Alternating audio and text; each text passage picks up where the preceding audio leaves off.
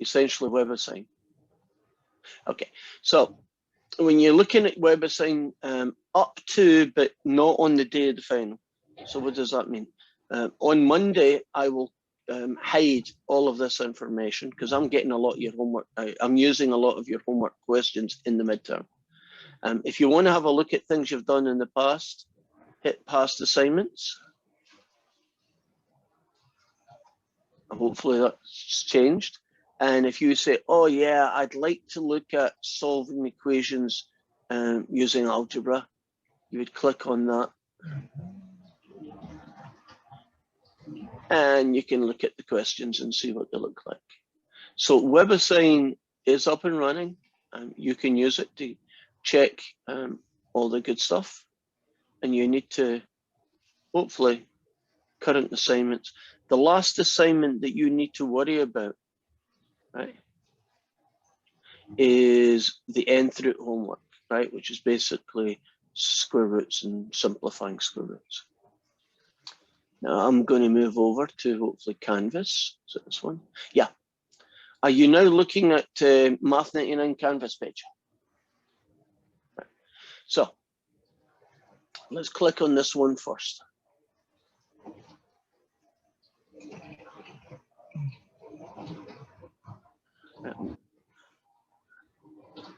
Okay, if I hit this one, I'm going to make it a bit bigger. And I am going to mute you because of some background sound. So here we go.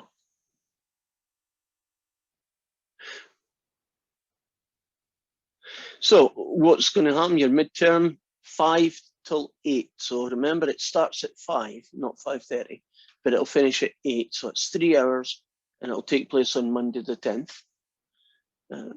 The midterm exam will be on Canvas, and I'll show you where that is when we leave this link. That's the link heading. And these are, well, I forgot to take that out. You will not get anything on number 1, but you will get it on all the others. So that is going to be 10 questions because I'm doing a question from every section. So they're now going to be 10 questions because I'm not going to ask about WebAssign.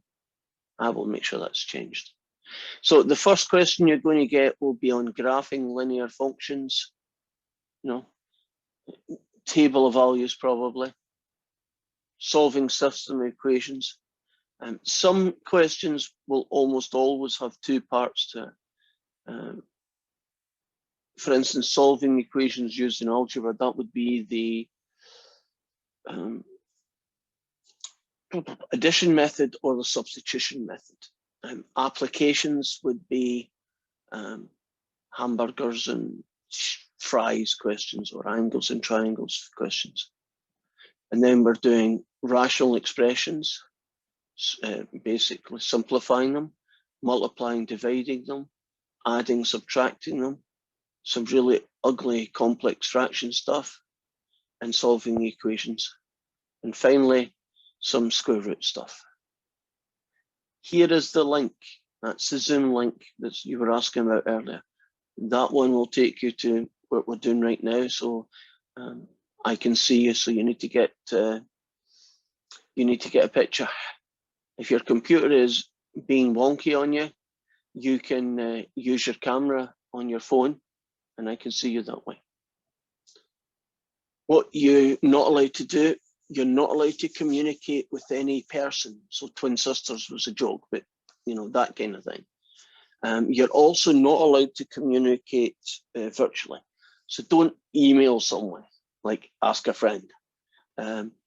Don't go to online tutoring or to blogs or help sites. Again, that would be considered cheating. You probably don't even know what this is, but some of you might. Don't go and use that.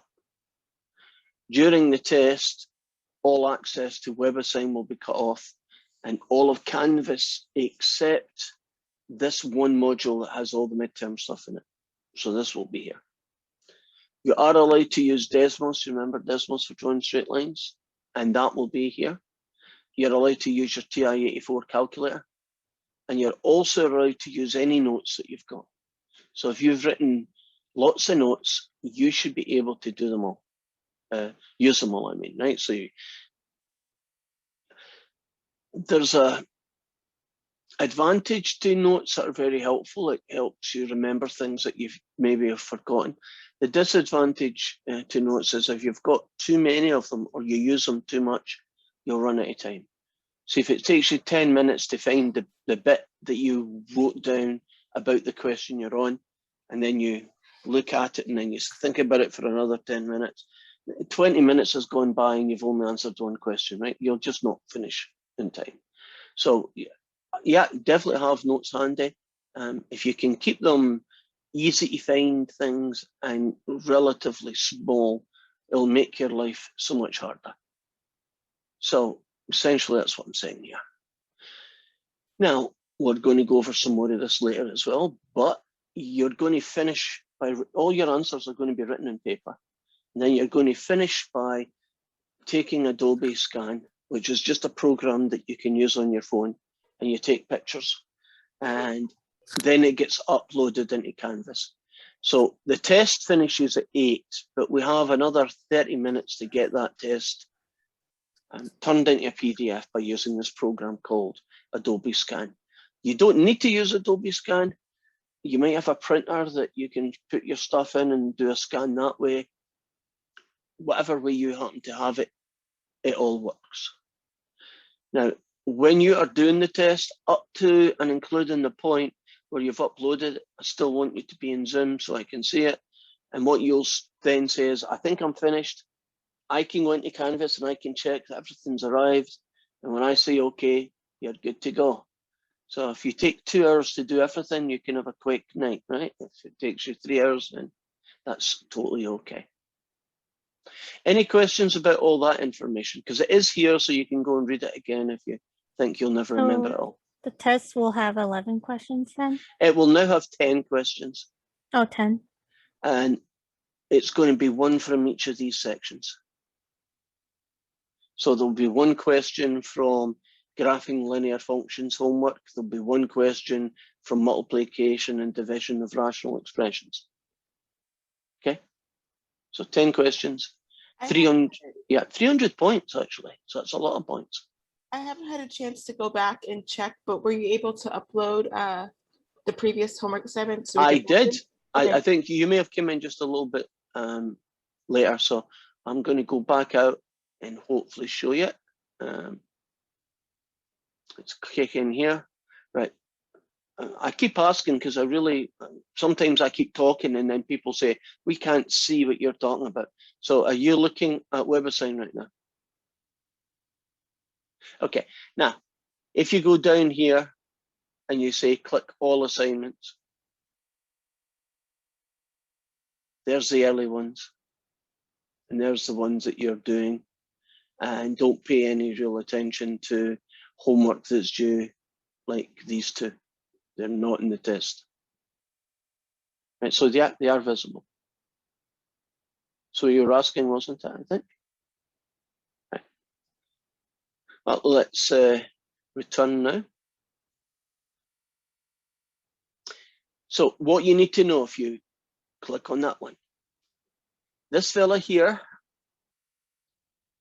midterm practice. I can't remember who it was, but somebody said, can we get a practice final or can we get at least some examples? So this is what I put together for you. Now, you'll notice it's in 2 sections. That's just the way I've organized it. I've done section 1 as really short questions, mostly to do with factoring and simplifying. And the real kind of questions, the ones that will look more like your test start in section 2. I thought it was worthwhile just throwing in some practice, you know, because one of the things you have to do in fractions a lot, isn't it, is you have to factor it so you can simplify. So the more practice examples I put in, the better, I thought. So here's a question involving, well, the question also has the answer. and that might be a little bit distraction for you, but it shows you what the question is and how you should do it and what it would look like. So you know you're going to get a question on drawing this. So I suggest strongly that you get some square paper, you know, a couple of sheets at least, so that you can do one of these drawing the graph things. If you have a printer, you can actually just go online and do a Google search, square paper, and you can draw, you can download square paper and print them. I do that a lot sometimes. So if you've got a printer, you can do it. Otherwise, I don't know, what does square paper cost? Is it that expensive? I never buy it, to be honest. I always get it from the office when I really need it. It's not going to cost you much. So hopefully that's not a big expense. What I have here are just some examples. More than, you know, one example. Most questions I've given you are 2 or 3 examples. For instance, solve this system of equations by the substitution method. And here is the working for it. There's another substitution. Here's an addition method. Right. So what you've got here are the kinds of questions that are going to get. So that's what you would see in a midterm. Solve this system of equations by using, and then I'll say substitution method, or I'll say elimination method. And then all this stuff is solutions. If I keep going a little bit further, here are some stories where there are applications. And this one is about a plumber. This one is to do with fat in a pretend thing called a haggis burger. And this is about a pet store mixing up seeds. And then we move on to simplifying radical expressions, multiplying them, all that good stuff. So you hopefully there's enough examples there with the solutions that you can use them to remember, to remind yourself how the technique works. And adding, subtracting, some solving, and simplifying square roots, and simplifying powers of x. That's as far as you're going to go in the midterm. So you will get a question that might be simplify the square root of 20, and the answer's 2 root 5. Or you may get a question like simplify cube root of this fella, and the answer is that. Are we okay with that as a resource? You can choose to read it or pay no attention to it, whatever it is you want to do, it's totally up to you. Now, if I continue through the list, the software I've been talking about is called Adobe Scan. So if I click on this, you'll see a video here. I think I can make it play and you might be able to see it. Fingers crossed.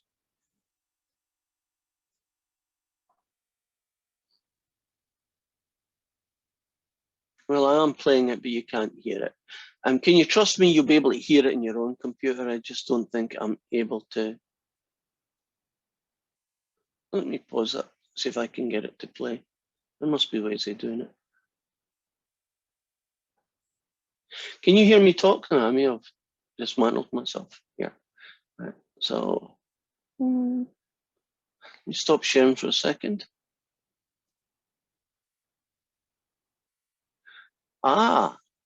Share sound. And I don't know what that does, but I'm going to do it anyway. And I'm going to go and try that guy again. Are you watching the Adobe Scan thing? Can't see, I've lost you. I'm assuming that you can. Let's press the software that you're going to use to copy that you're working from test 1. So Takes you yeah, this seems to be working, right? So and basically, I'm it not going goes to in play and the it thing. You can tells watch it you in all your own sorts of time. stuff. Basically, Me it takes you doing through that. So we'll assume how that to you've download your already program. uploaded I'm going to stop sharing that. the. Did you see the video? I know I could hear it, but could you hear it? Okay, good. So we got something that can work. I don't know if you can hear me now. Can you hear me? Oh, I'll keep it on that setting. That's cool. Right. I love a program from Britain called QI. So I was just looking at the thing because it's in YouTube. If you get bored and you need a break, watch 15 minutes of QI. It's really funny. It's called I Quite have Interesting. another question about your hours. Yes. So I'm working every day during your normal office hours. Do you have anything like on Saturday by any chance? I can, I'm trying to think of anything happening this Saturday. Can't be early, I'm taking my dog to the vet. So it'd have to be later on Saturday. Now, what kind of times are you talking about? After 2, because I have a test at 12 o'clock in Poulsbo, but I don't see it taking more than like 2 hours or 3 hours. Okay, so I think the best bet for you to do if you've got a big window of time, because I'm not sure to any degree of accuracy what's happening Saturday and Sunday. You shoot me an email and I'll shoot you one back and say, I am now free with a link, and somehow that works quite well.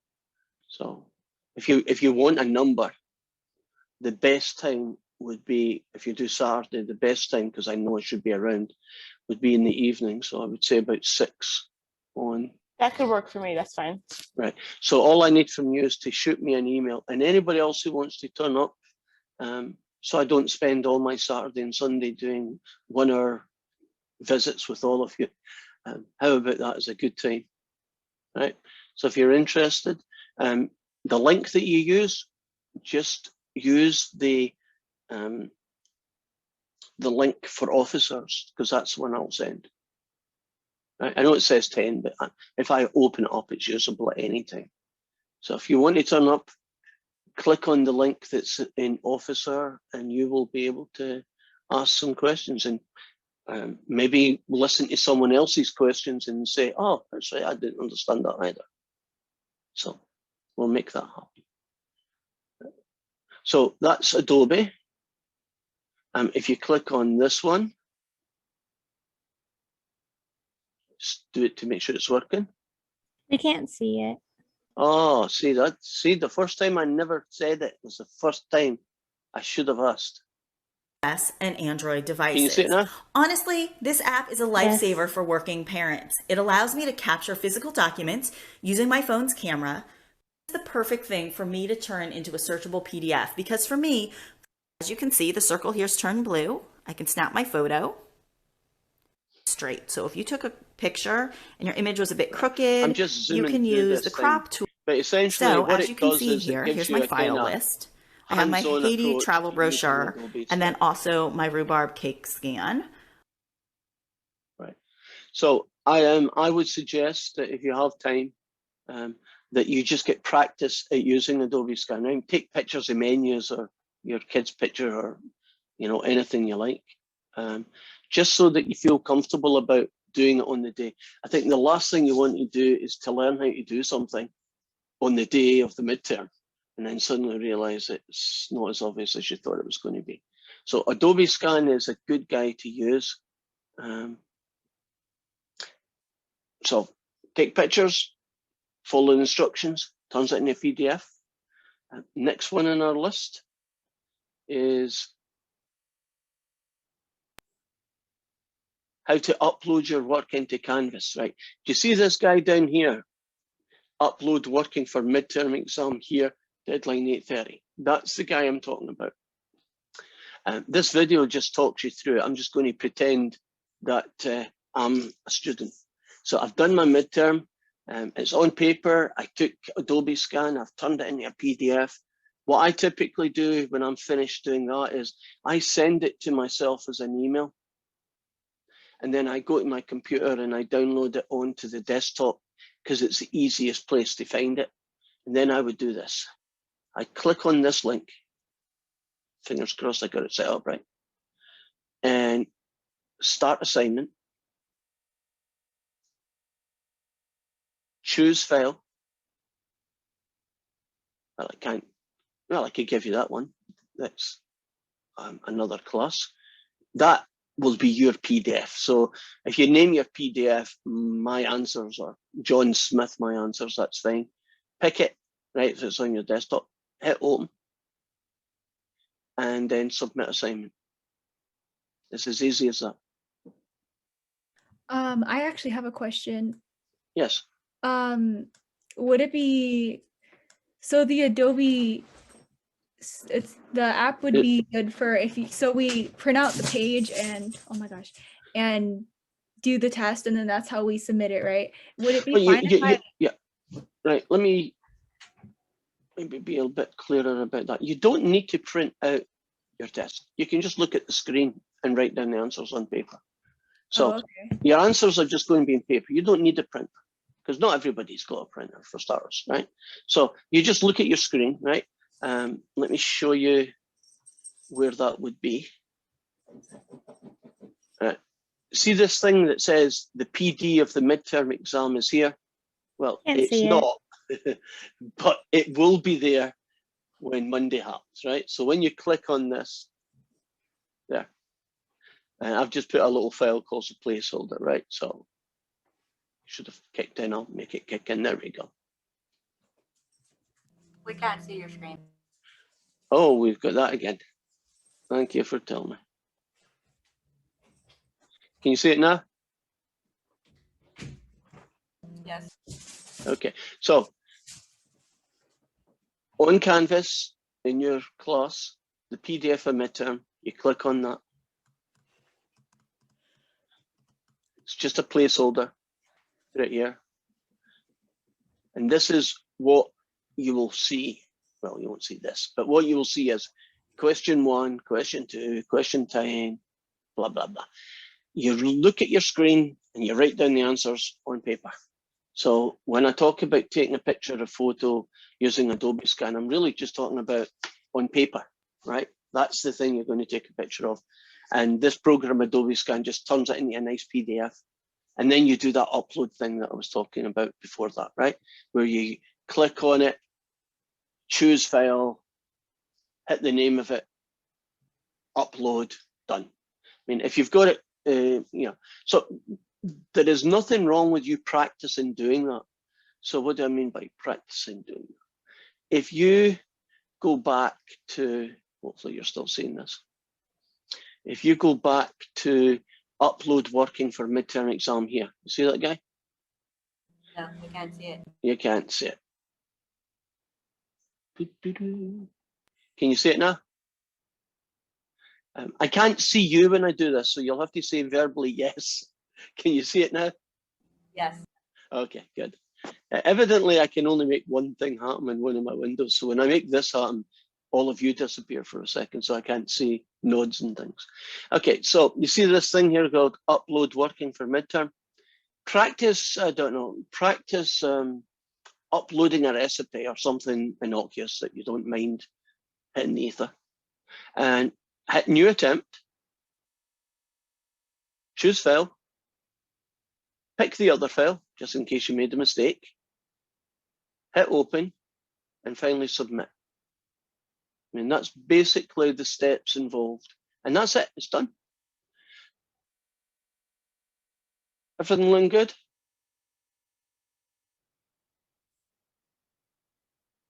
So if you get stuck on it and it ain't working or something, or like whatever it is, there are backup plans. One backup plan is, if it all falls apart on you, is just take pictures, like you were taking pictures of your dog. Take a picture of each page and then just send it to me, drobertson.olympic.edu, right, that one. And yeah, it's a bit less convenient for me. It's much easier when it's in this format because I can download it and I can look at it. It's easier for me. But I mean, you will be able to get your homework. You will be able to get your midterm exam to me, right? One way or the other. The best way is Adobe Scan as a PDF, but you may have an old phone or just an issue, right? And that's how you would do it. Are we good? Any questions? Francis, are you looking good? There's nothing that isn't clear? Yeah, it's all good. It's all good, okay. So let's start our normal day then. When I put on share sound and optimize, just out of curiosity, do I sound the same or have you lost quality? Because there's only so much bandwidth I can use. Does it sound like nothing changed? Or do you have say again, please? It sounds the same. Okay, that's good. Right, so let's get started. Today is open-ended, so that means you can ask me, can we go over questions like, or whatever, or can we do, an example of a topic that you want some clarification on? Should we try and do one question from each section? Sure, we can do it that way. So the first section you're going to deal with essentially is graphing linear functions.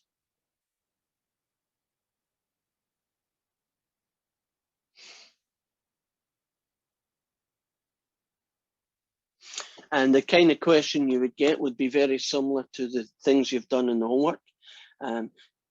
You might get a question where you're asked to draw that linear function or that linear function, right? Because these are both straight lines.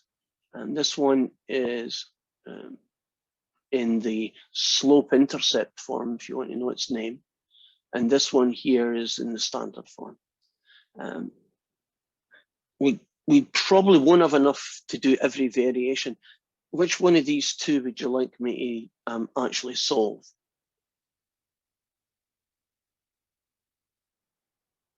One or two? I'll do one. Okay. Now, the two methods are not that dissimilar, so it's not really going to be a big problem. What you do typically is you do a table of 2 or 3 values, most likely 3. And you choose values of x, and then you use this formula, this equation, to find out what the corresponding value of y is. And what that will do is it will give you points, and I'm breaking my own rules here. Since I don't have square paper handy, I'm just going to do it like this. So any x will do, but please don't pick 412 and 82. Would you agree it's probably a good idea to pick little x's? Right? Just small values of x. So how about, well, you tell me. I think it's 0, 1, 3. Okay, 0, 1, and 3. How about that? Now, when x is 0, y is 3 lots of nothing, take away 5, so it's -5. When x is 1, it's 3 lots of 1, take away 5, which is what, -2. And when y is 3, it's 3 lots of 3, take away 5 is 4. So essentially what you have are 3 points that you know for sure are on the line. And there's 1, there's 2, there's 3. And 1, 2, 3, 4. There's -5. 1, 2, 3. There's 5. And if this doesn't look like a straight line, will you kind of take into account I'm not using square paper? And if I did, it would be. That guy is there. 1, -2 is here. And 3, 4 is here. And then you get a straight line thing like that. And you draw and you put on it y equals 3x take away 5. And that's essentially how you would draw a single equation. Now, sometimes what you end up having to do is that you draw a second equation. And let's pretend that I've got a different equation, and when I draw it, oops, it looks like that. That would be my second equation. Then isn't the solution the place where they intersect? And in this case, they intersect at the point 1, -2. So the solution would be x equals 1 and y equals -2. So you can solve a system of equations by drawing both equations on the same grid and finding the point where they intersect. So I guess since I've drawn this one, I'll have to show you what its table would look like. So let's say that was the second equation. And I might do 0, 1, and 2 just to be different. And that gets me that point and that point. And you draw the line.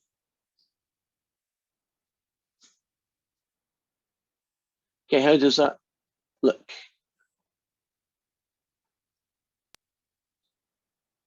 Are we good?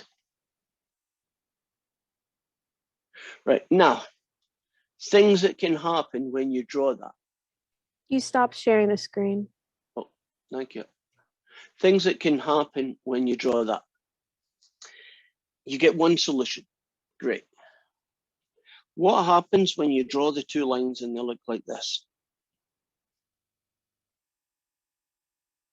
How many solutions are there, if any? No solutions. There's no solution. So your answer to the question would be, there is no solution. And sometimes you draw this.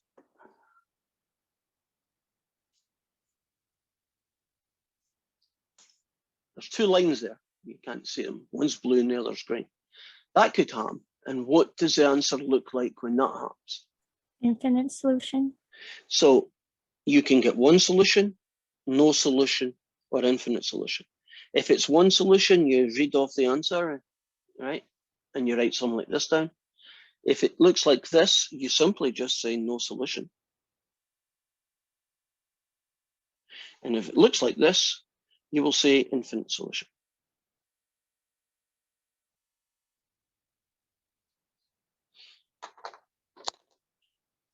If you're comfortable about that type of question, then drawing straight lines and using them to solve system of equations. Any questions, or I'll move on to the next topic. Can't see any worried faces, so I'm going to go for it.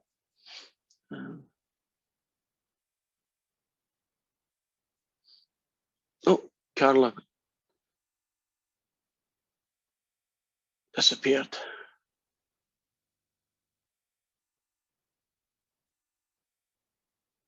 Right. And Zoom's being really weird right now.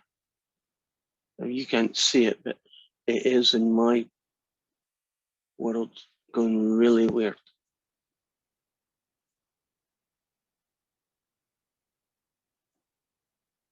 Okay, hopefully that's not a problem. Right, so our next topic in the big list of things, so I'm going to have to go back and actually find out what my list is. Make sure I do them in order. There we go. Can I ask you what's going, is there something wrong with the connection or the meeting? Are you not seeing me? No, but my computer bumped me off and I just now got back on.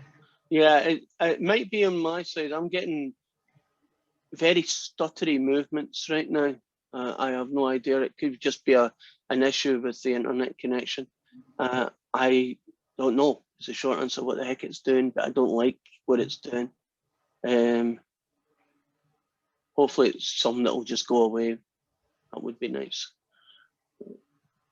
So, okay. Mine is also being weird. I had to take it off my computer and do it on my phone. Right. It might just be me getting a, who knows. So anyway, the second one is, well, is solving system of equations. That's what I was looking for. So let's click on this. Right.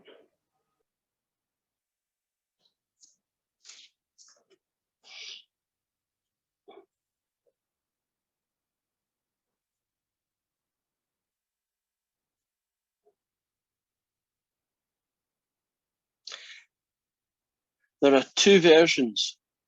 One method that we use is called the substitution method.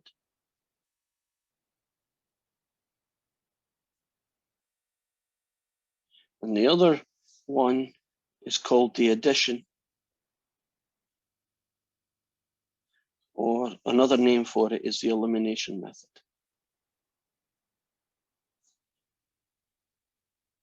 It's a good idea to know what the method's names are, and that way you can do like YouTube searches and things, which kind of, you can watch other people describing how they solve it, maybe pick up some ideas. Right, so in substitution method, you get, maybe if you're lucky, you get an equation that looks like, say, this, and then you'll get another equation.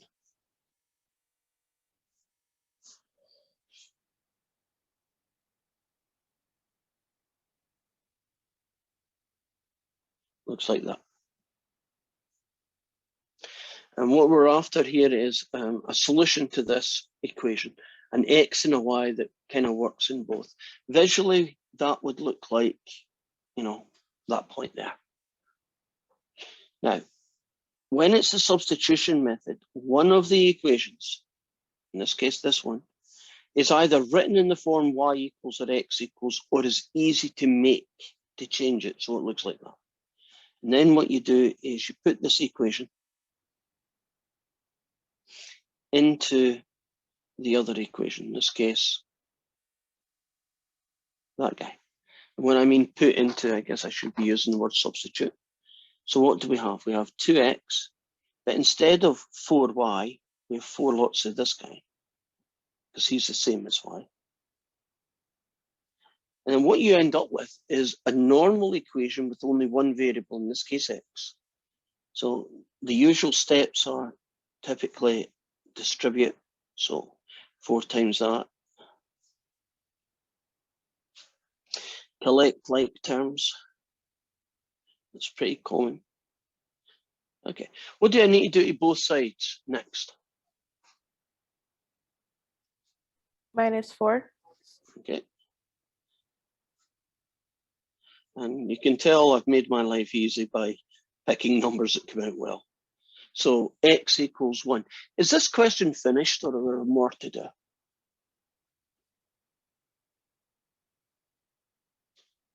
You want to put the x equals 1 into one of the equations. Okay, which one would probably be the least amount of work? The y equals 2x plus 1. So let's do that.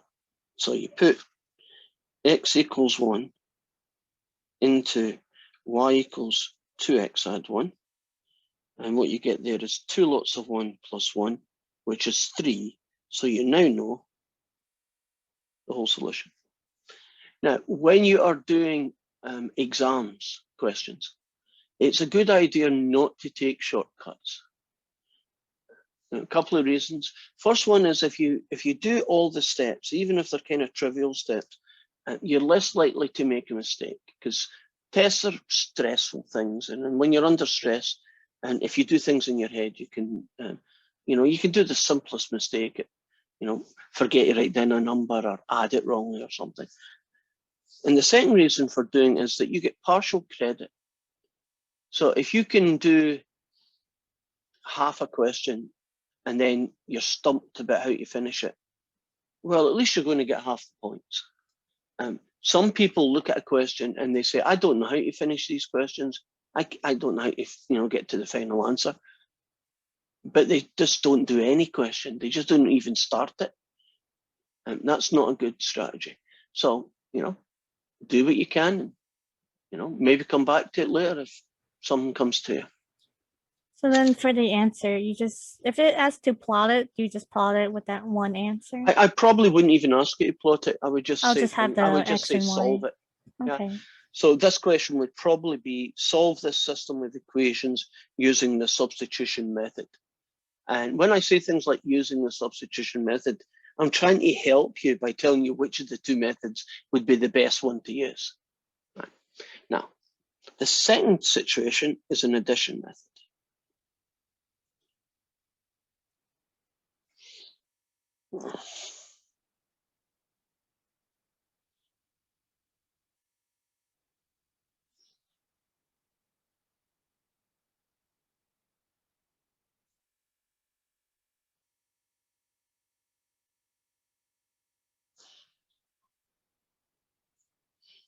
Now, this is probably one of the more difficult versions of that question, because in the addition method, you're meant to add the two equations together, which is fine. That's what you're meant to do. Unfortunately, you can't always get what you want. Would you agree if I just added these together, I wouldn't get anything? Because the addition method only works when you have the same number of x's, 1 plus and 1 minus, or the same number of y's, 1 plus, 1 minus. And it doesn't really matter which one you're choosing to get rid of, as long as you focus on one. And I would say in this question here that the y's would be the easiest one to get rid of. And so what I do is I say, okay, that's negative 2y, that's plus 3y. All I need to do is multiply this equation by a single number and this one by a different number, with the goal of turning both of these into the same amount. And very often you multiply this guy by 3 and you multiply this guy by 2. So I'm going to take equation 1 and multiply it by 3, and equation 2 and multiply it by 2. Now, 3 times this guy gets you 9x, take away 6y equals 15, and 2 times this guy gets me 10x plus 6y equals 42. Now I'll call these equation 1 and equation 2 now. Now, do you see the benefit of what I've just done? We still have two equations, which according to mathematics are equivalent to these, but do you see that the numbers here and here match, which means I can now do the addition method. Basically, you add the equations together. So 9x add 10x gets me 19x. But negative 6y add positive 6y, they kill each other off, so you don't give anything left, no more y's. And equal to 57. I don't know why my equals is slightly out of sync. It probably should be there, right? So what do I do next? Right, I'll write it again. I've got this fella. That's where I am right now. What do I do next? Divide both sides by 19. And can you trust me that it's a nice number? It's 3, which is always a good sign, isn't it, when you get a nice number? And we're kind of down here. We've got one answer, right? And don't we have to get the other one? In this case, is get the y. So how do I find out what the missing value for y is? Plug in 3 for the x, for like 9x. Right. I can plug it, well, not here, because that would just get me 57, but I can plug in equation 2, or this one I've called 1, or this one, or this one, right? I can pick any one of those will work. Any idea which one I am going to pick? They all work, but which one do you think? Okay, one would work. This one, or that one? Number 1, 9x minus 6y. Okay, that would work. None wrong with that. It's not the one I'm picking, but you would be fine and you'd get all the points because you're doing it right. I'm going to use that one.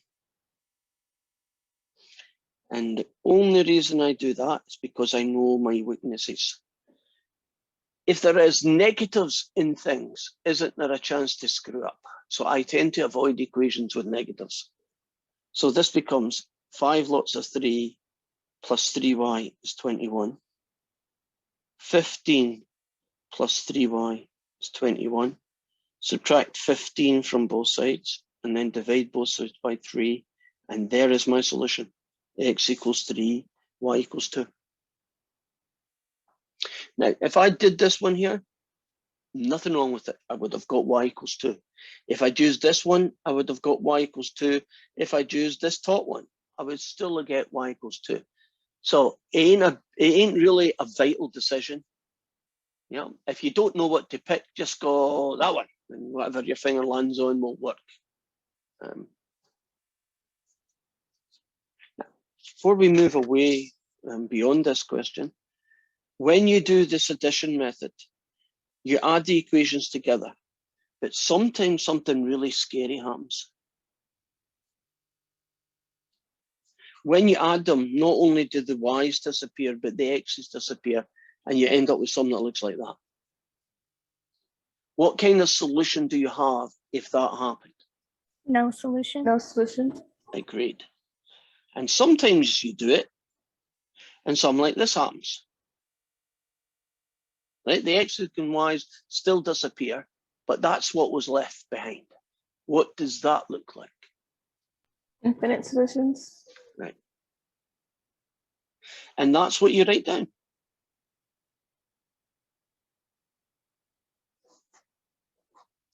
For that. So it's okay to have no solutions. It's okay to have infinite solutions. And it's okay to have, you know, solutions with numbers.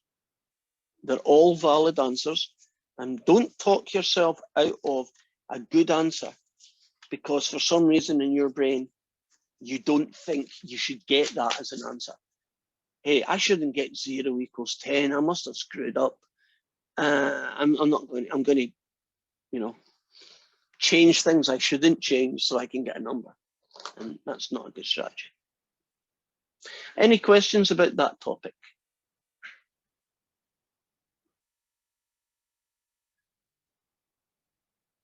Okay. Then the next one is applications.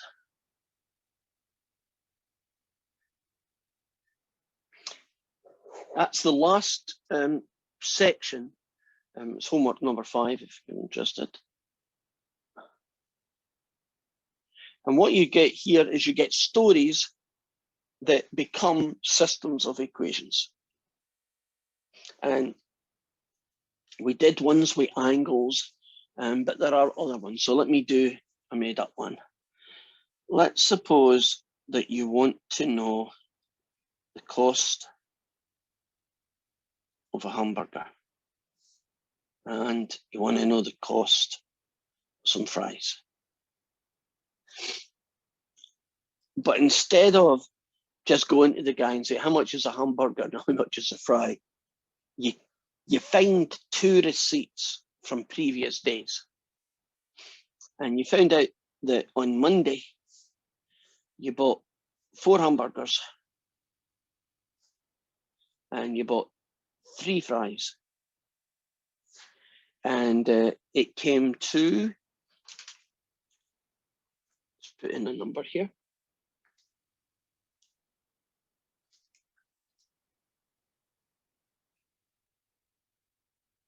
Came to $13.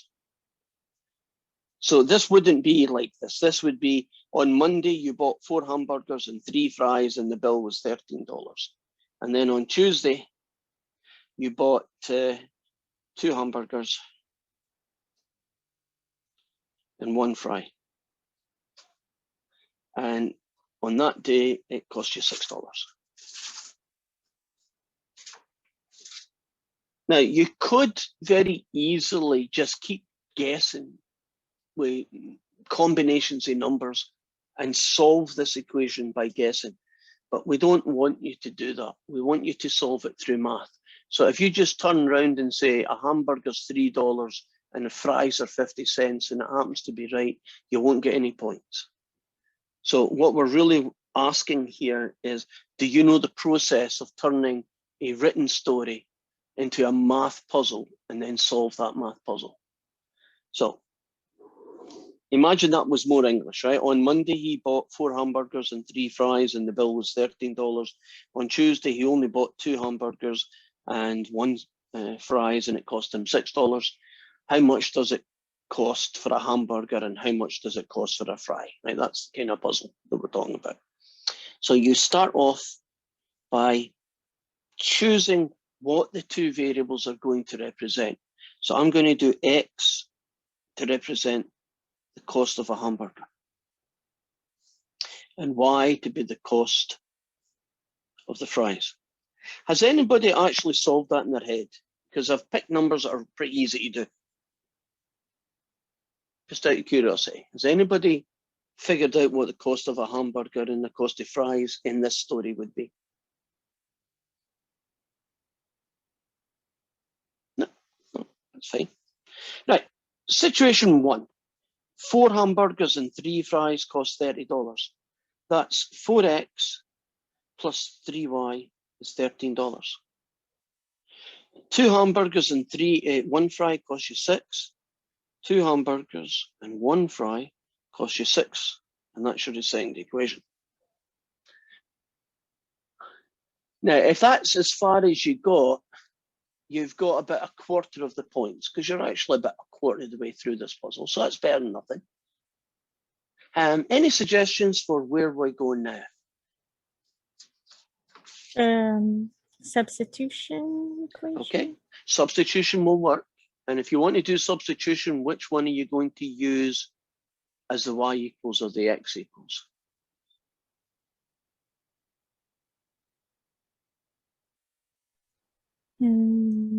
Hold on. My head hurts. I'm like trying to think. Okay. But anybody throw in an idea for it? If we decide to do substitution, which equation shall I use to call y equals or x equals? The second one? Agreed. It's not quite there yet, is it? Because the x's and y's together. But if I subtract 2x from both sides, won't that work for a better version of 2? And equation 1, I won't do anything to it. So these are the 2 equations that I would then use the substitution rule on. And wouldn't you write 4x plus 3 lots of this, and eventually you would solve it. Let's rewrite the 2 equations again, because there was nothing wrong with doing a substitution method. Could you do the addition method on this system of equations?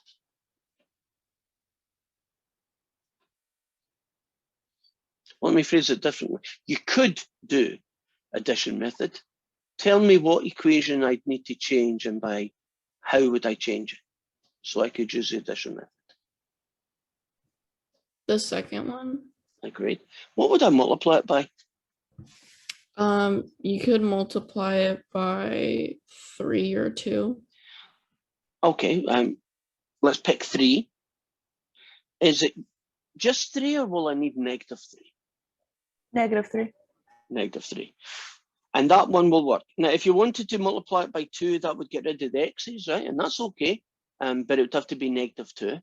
So do you see in this puzzle there are elimination and 2 versions of the addition method.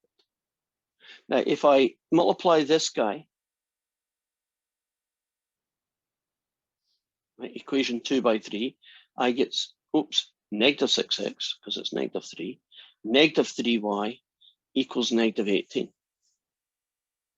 Now I can add them, and I get -2x, they disappear, equals -5, and then divide everybody by 2, and you get positive 2.5, which is actually 2.50, and that's what a hamburger costs. And can you just trust me that it's $1 for the fries? And how would I find that?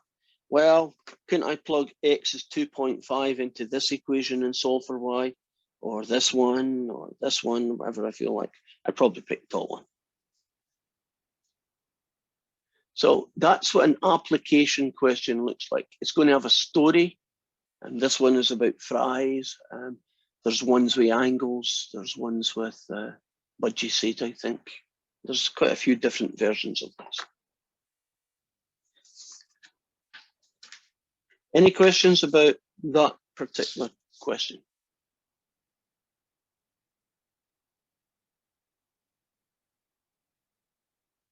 I'm going to move on then.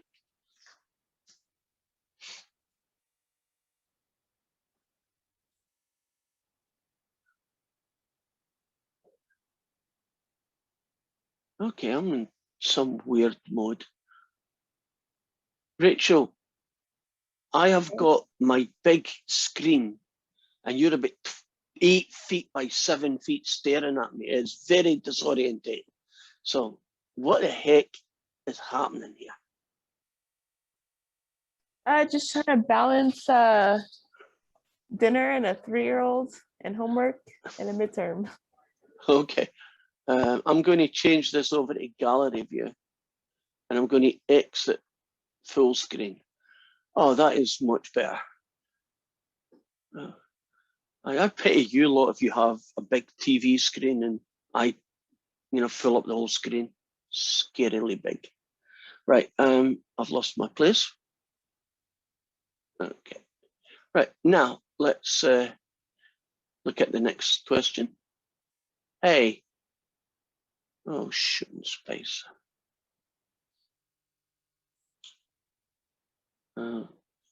Let's try this again. Is there something in chat I should know about? Yeah, okay.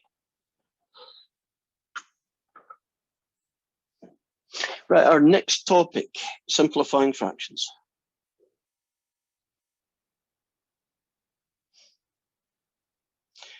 The jargon is simplifying rational expressions.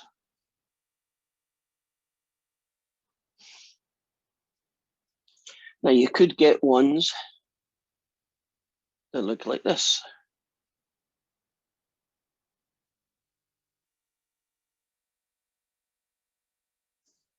Okay, let's look at simplifying this guy. You can divide the 4 and the 8 by 4, and you get that. If you take an x squared and it cancels an x cubed, it's a little fight. Doesn't the x win and it goes in the bottom? And I have a y to the 7 and a y to the 5.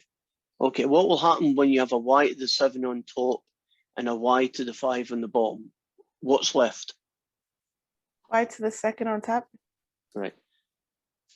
Would you get that's pretty straightforward, the process, right? Numbers get cancelled the way they usually get cancelled. You might be thinking, what happened to the 1? We don't like 1y squared. You don't need to know that there's 1 if there's something else next to it. And then you move up the food chain. And that's why we spend so much time factoring things.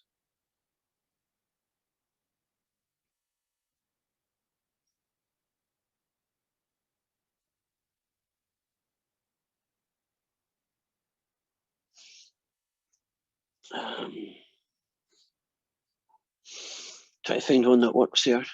Bear with me for a little while.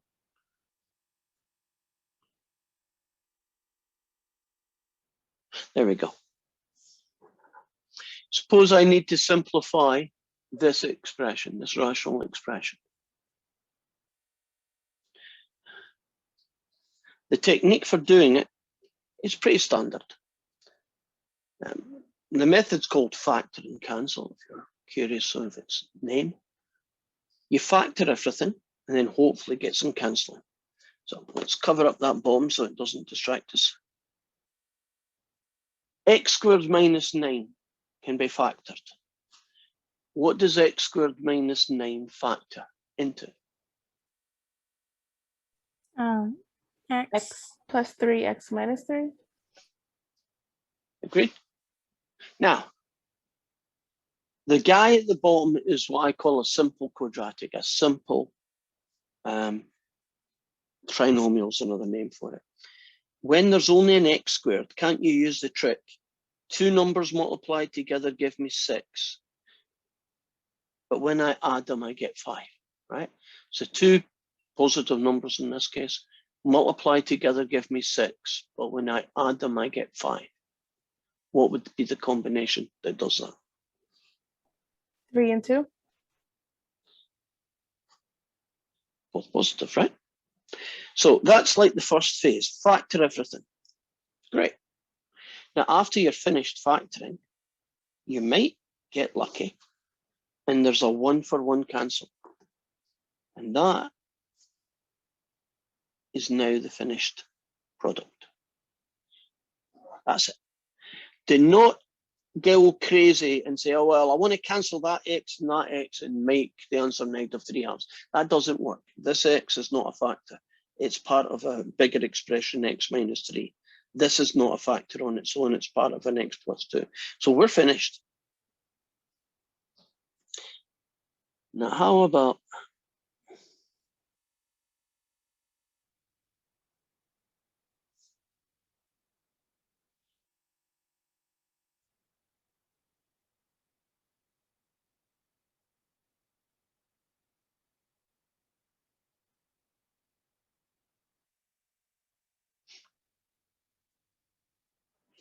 now, this is like at the top end. This is the horrible versions. We still have to factor them. When we do factor them, the answers are going to go here and here. And hopefully we'll get a little bit cancelling and that will be us finished. So I would probably go over and just write down the numerator. Do you notice that guy has got a 2 there? That means we're going to have to use the magic cross. Agreed?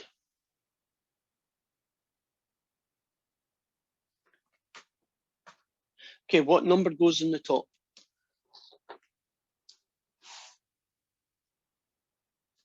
The 2 times 5 will be 10.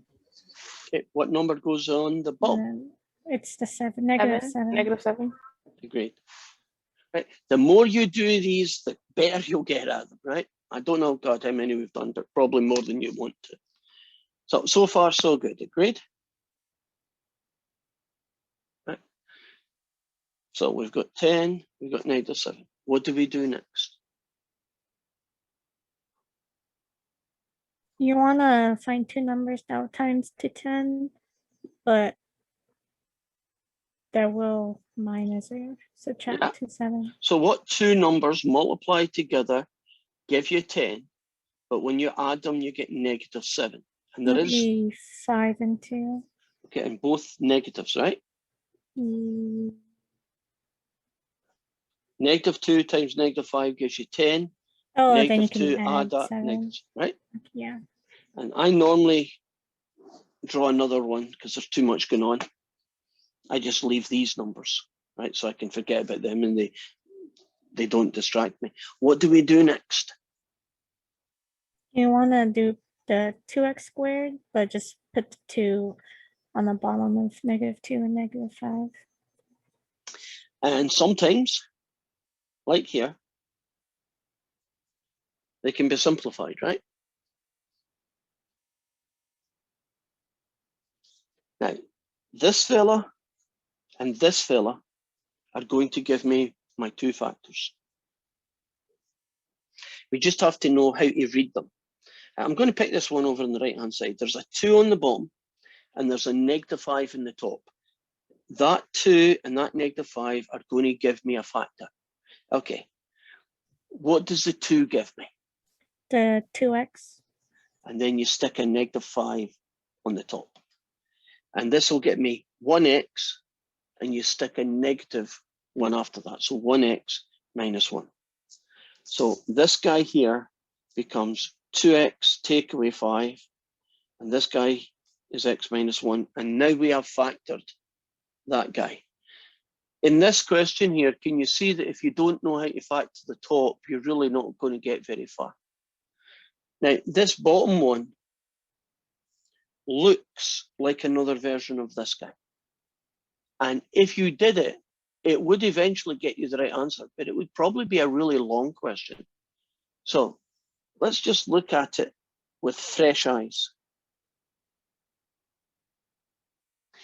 Is there a common factor that you can pull out? Because you should always think about that before you think about anything hard. 4. Now, if you pull out a common factor of 4, you get that. And that guy is actually pretty easy to do because it's just an x squared. So I just need to find two numbers that multiply together give me -3. And when I add them, I get +2. And my brain is saying +3 and -1. Would you agree? Now, isn't that a lot easier to do than imagine how we might fight through quite big numbers? Because when these numbers are big, this method gets very unwieldy, right? It gets really big and massive, and it takes a while to get it to sort itself out. So I can now write down 4 x plus 3 x minus 1. And as we'd expect, they cancel. We are left with whatever is left. We got that on the top, and we got that on the bottom, and we call it done.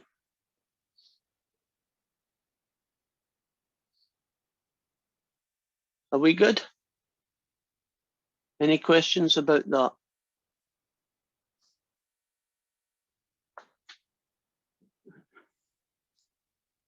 Now, I'm looking just at the clock here and how much time we've got left, and I'm seeing if I can, how much I'll be able to cover and what time we've got. So hold on a second.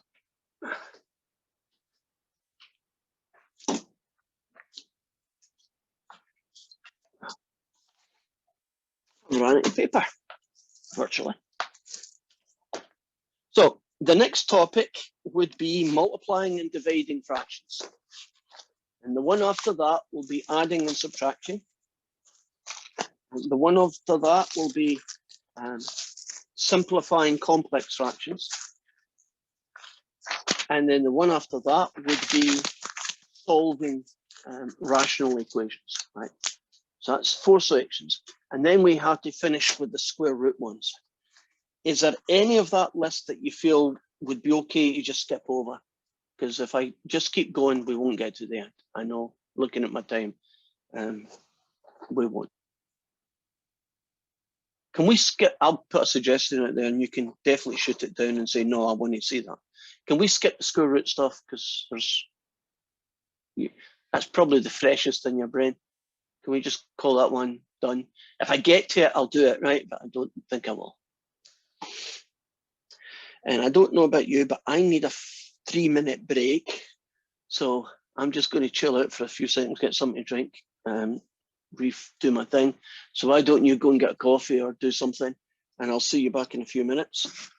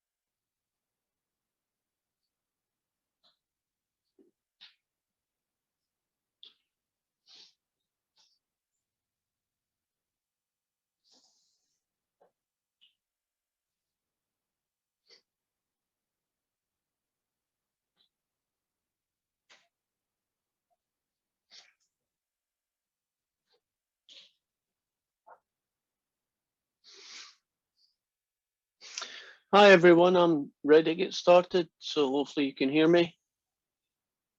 And we are working through the next phase of rational functions, fraction functions. And this time, that was weird. Sorry for pausing, I just got an error message.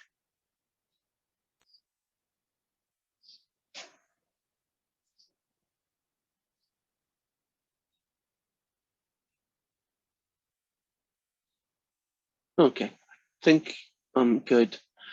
It happened today with another class. Yeah, I'm getting that error message up the top, where there we go, where I disappeared. Basically, I get bumped out in my own thing. I don't predict it will happen, but see if I disappear, will you just stay and I'll come back in again? So hopefully this will work.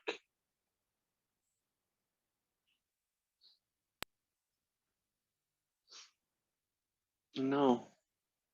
Darn it, in space, what are you doing? What are you doing? Something's not right. Sorry about this, I'll get started as soon as I can, but my windows are just going weird on me.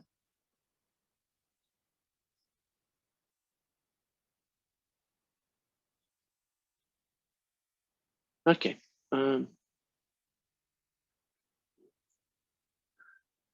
Third time lucky. Okay, multiplication and division. When you've got a rational expression and you want to multiply them together, it's pretty much just a big version of simplify. Factor everything in sight and then do a 1-for-1 cancel. So in this question here, I've tried to put together quite a few different situations. X plus 7 can't be fixed. It's as good as it's going to be. This one we've done earlier, so I'm just calling that x plus x minus 3. Okay. What about x squared plus 7x? How can you factor that? 7 times 1. Okay. Oh, not sure if that's right. It might be. It just might be the way you're saying it. Oh, the x plus 1 and then x. Oh. It's that. Oh gosh, I'm thinking right? too hard. Yeah. Well, yes, you were, but that's common. That's not your fault. You're in a mode where everything is something plus something. You know, it's two sets of brackets. Here's the trick to recognize the difference between this guy and the one underneath it. If there's only two terms, it's a common factor. If there are three terms, it's a trinomial, right? It's a quadratic. And that's the one that you do. Two numbers multiplied together give me 9, but when I add them, I get 6. So what's the combination that works for that guy? Two numbers multiplied together give me 9. And when I add those same two numbers, I get 6. X plus 3. Right. In both cases. Right. Now, I deliberately picked this one to have a lot of cancelling. At least I think it's a lot. There's a 1-for-1 on that guy, agreed. And there's a 1-for-1 on that guy. It looks like on the top, I've got an x and an x minus 3 alive. And in the bottom, I've just got an x plus 3. And that is the end of the line. That question is finished. So in the midterm, you'll be getting questions about multiplying and dividing. You will get more than one question. There'll be like an A, B, C, D kind of thing for these questions. Now, things that can, well, let's do division first, and then we'll talk about things that could happen.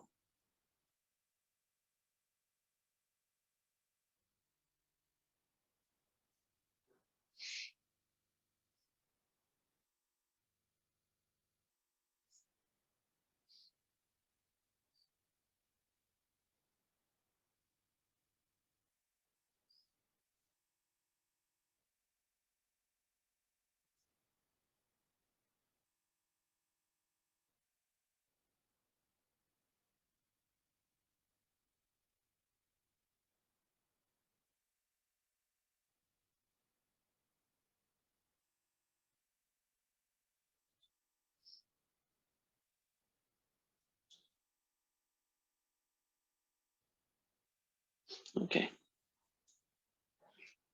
Here are the 4 guys that we are going to factor. It's another multiplication.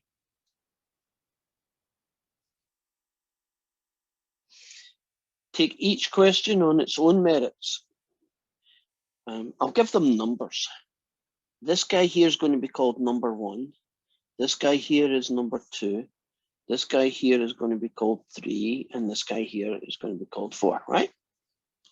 Which one of those 4 guys do I not do anything to? The 3x plus 1. Okay. All right. Let's focus on number 1, right? This fella. 2x squared plus 4x. How am I going to factor that guy? What kind of factoring method will I use? You could factor out a 2, 2x. Anything else? 2x, agreed. Yes. And if you do that, you're left with what? X add 2? Yeah. Okay. What about x squared plus 2x? Factor out x. And if you did that, you'd get what? X plus 2? And I'm not going through the process because it takes us too long. I'm just going to tell you the answer. Do you recognize this one as needing the magic X? How do I know this one needs a magic X and it's not, this question here, which I could factor easily? What's the clue that this needs a magic X? It has a 3 in front of the x and you can't pull anything out to factor. Yeah. Or that's in common. Can you just trust me that that's the answer, but you can check it later because it is, right? So when you multiply, you factor everything first, and then you look for things on the top, cancelling things on the bottom. So that 3x plus 1, that can go. Anything else?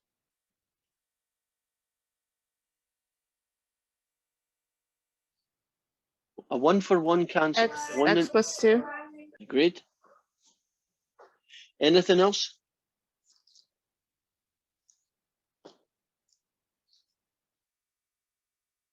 There is one more thing. Anything else? Oh, the X. And at the end of this, there's a 2 and an x plus 1 left. Oh, this can harm. What happens if everything on the bottom disappeared? They get cancelled out, like here. What do we do in the bottom? You put a 1. And then realize that you don't need to have a 1 at all, right? So this ugly multiplication ends up being that. Just quite nice. Okay. Next thing I'm going to be doing is division, but before I do that, can you imagine that you might get a question where things like this happen? And it could happen in division, it could happen in simplification, it could happen wherever, right? It can happen anywhere. Is there anything on the top and bottom that we could cancel here? Because it's not always clear to some of you that that's possible. The x minus 3 and the 3 minus x. Now that's a very special case, isn't it? What happens when you cancel those 2 guys? What gets left behind? A -1. Right, so you just remember the answer is negative. And so the answer would be negative x plus 1, x plus 7. Just in case it happens, right? Now, the good news, I think it's good news, is that if you know how to multiply and you know the process and the ins and outs of it, division is dead easy. You just need an extra step. So.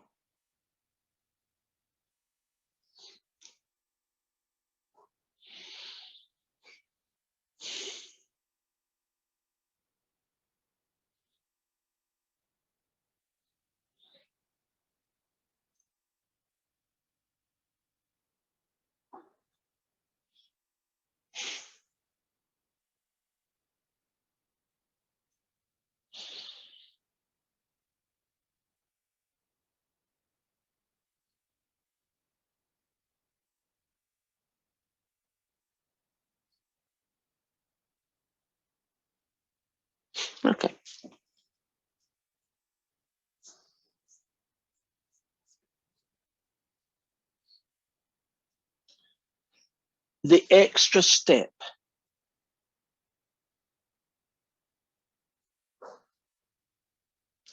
is that a division can be turned into a multiplication. And what do you do to the second fraction that allows that process to happen? What happens to this? You just flip it upside down.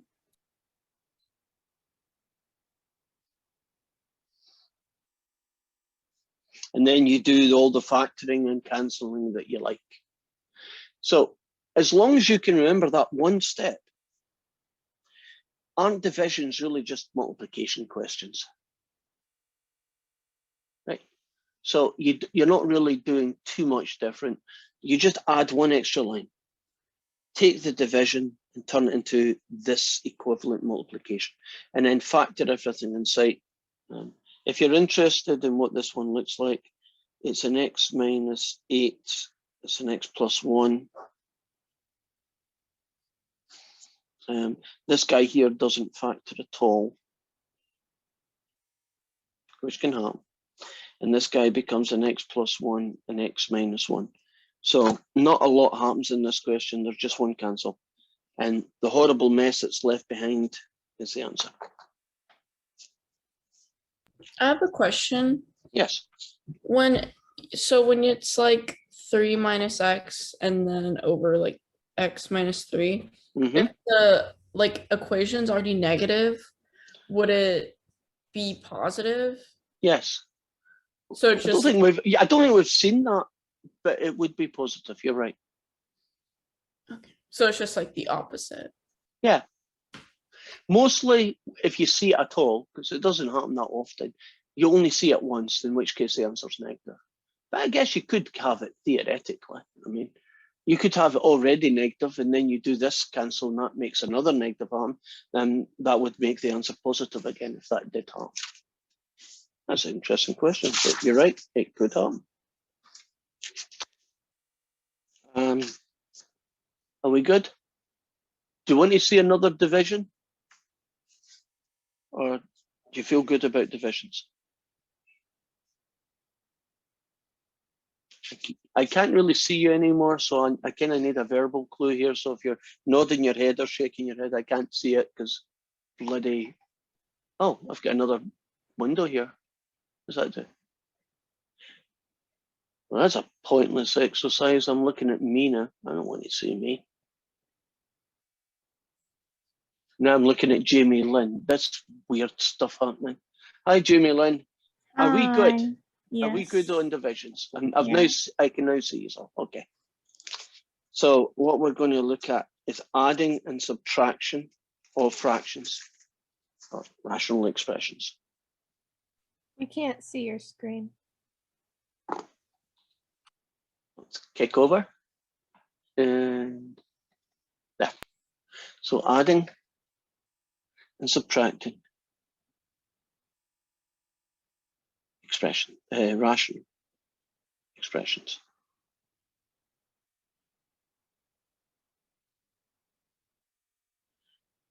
Now, the thing about these particular guys, right, these rational expressions, is that the ones we're going to add and subtract are going to share a common denominator.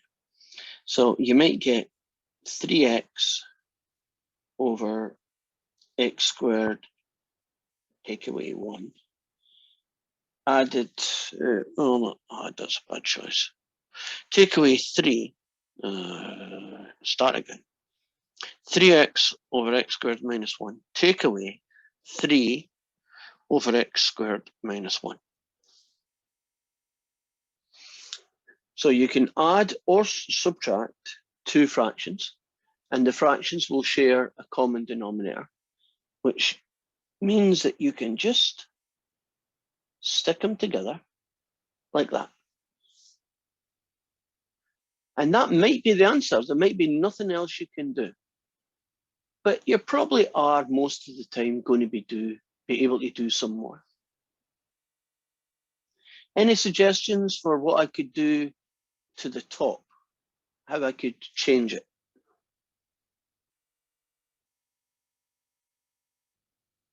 You can factor it. Factor what? You're right. 283 in the parentheses x minus 1. Correct. Do you recognize x squared minus 1 as a difference of two squares? Mm-hmm. And a little cancel. And there's your final answer.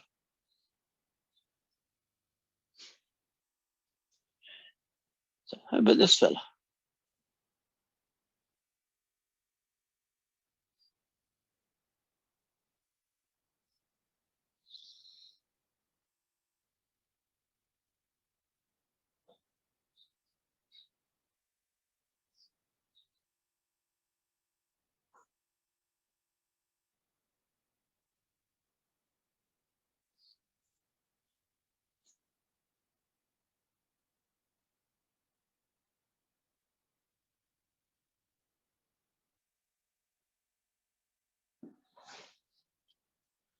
So I could add and subtract those three fractions since they share a common denominator.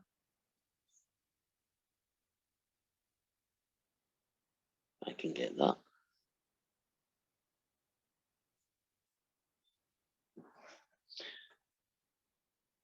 Okay, it might be the end of the road, that might be the answer, or then again, it might be something that we can work with. Can you see anything about x squared plus 3x minus 4? Can that factor?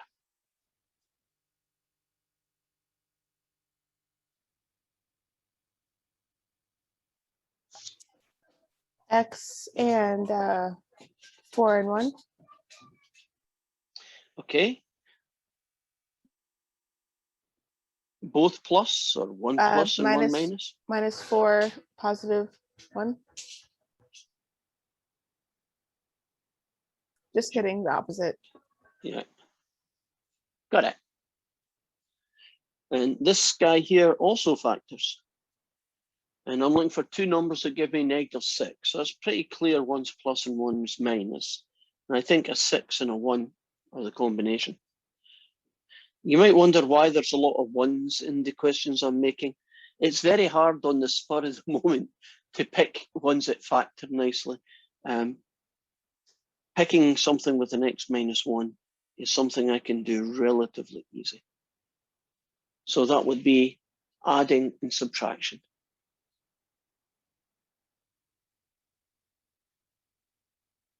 We don't do an awful lot of them if you look back in the homework. We did a few, but pretty much what you see in front of you is the typical kinds of questions that you get. Any questions about that, or are we good? Do you want to see more add and subtract? Are you comfortable? I'm going to have to close the window and look at you to tell. Which is, here we go. I can now see you. What do you want?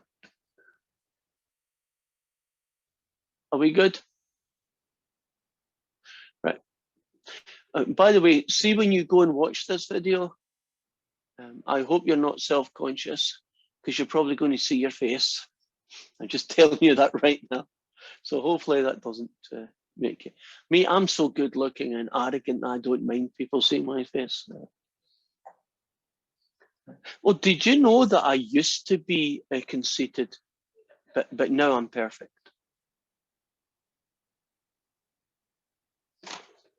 Oh, come on, that's a good one. You get it? I used to be conceited, but now I'm perfect. Okay. From what I can tell by looking at you, I think we are ready to move on again, right?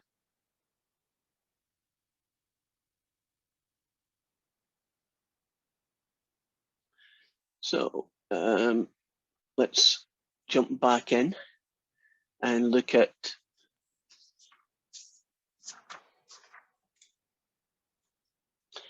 complex fractions.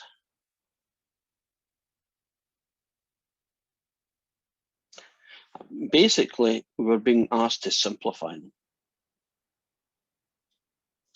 And these guys tend to look like this.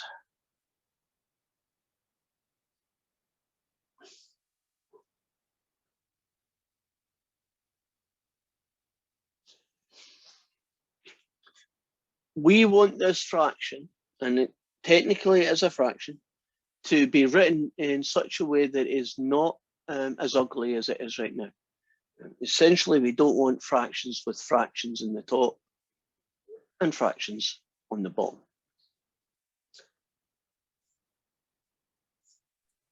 And the trick that we use is we multiply by a special version of 1. Can you remember that trick? A special version of 1. Is it x This, and 1? I agreed. It's that guy. And each term, all 4 of them, get multiplied by x. Now, when you do an x times 7 over x, I'll write it over here. If you do an x times a 7 over x, if you want to call it x over 1, you see that the x's disappear and you get 7. And if you do an x and a plus 3, you get 3x. And you do an x in this guy, you get 4. And an x in this guy, you get minus x. And we have now got rid of ugly fractions. And I should have a quick look. Can I do any more? Nope, I'm finished. How about this fella?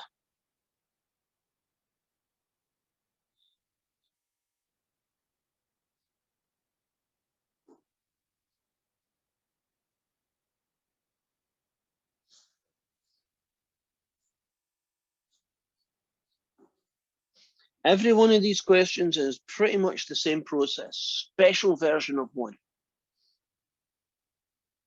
What special version of 1 will I use on this fraction? Is it xy over xy? Correct. And whatever you pick, the top and the bottom get it. Even although the bottom only really technically needs the x, it has to be the same on the top and the bottom, right? Because it has to be 1, right? This is 1. Now, if you multiply 2 over x with an xy, can you see that the x's cancel, but you're still left with a 2y? Now, what will happen if you multiply 5 over y with xy? What will you get left? 5y? Read. Is it 5y? I'm Or is agreeing. it 5? Oh, sorry, 5x. Agreed. That's what I thought you said, and then I realized you hadn't said that. Right, now if you do xy times this guy, you'll get 3y. And if you do xy times this guy, you get the whole kit and caboodle. You get 2xy. But what you've now done is turn a really ridiculously complex fraction into a kind of, reasonable looking fraction.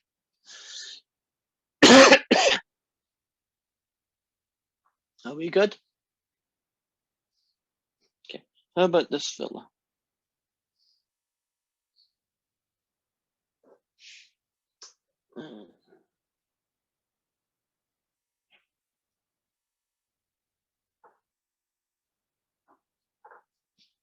Looks pretty innocuous.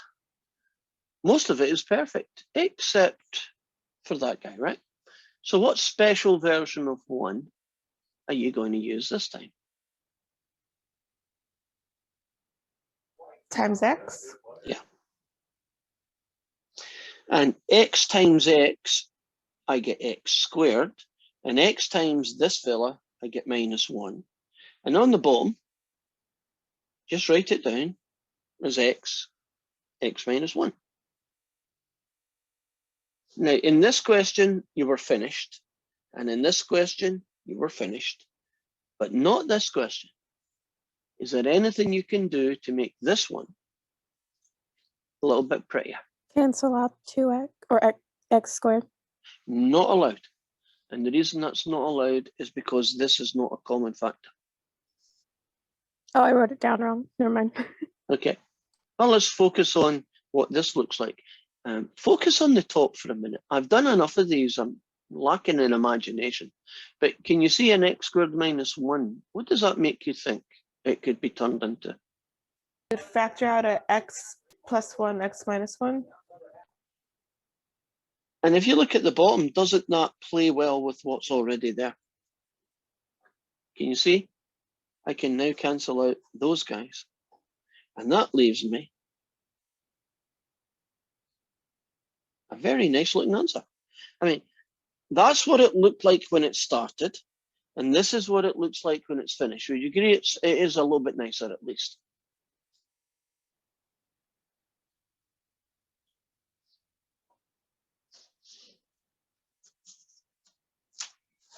Any questions, or are we good?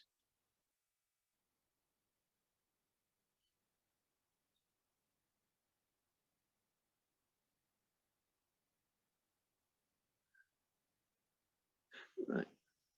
I'm going to go to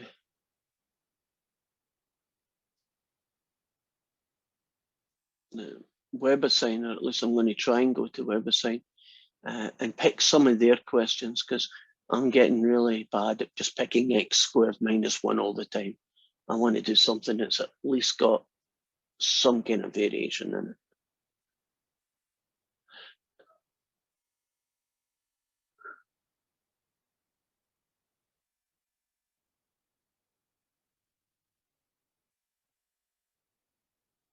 Okay, so I'm looking at complex fractions right now. There's 7 questions. I'm just going to see if I can pick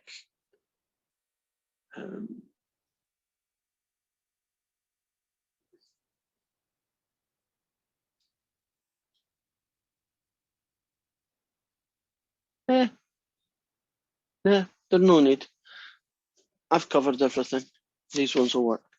So let's move on to the next section, which is solving radical equations. We're actually going through this faster than I thought. Solving rational equations. So it looks like we will get to the square roots after all.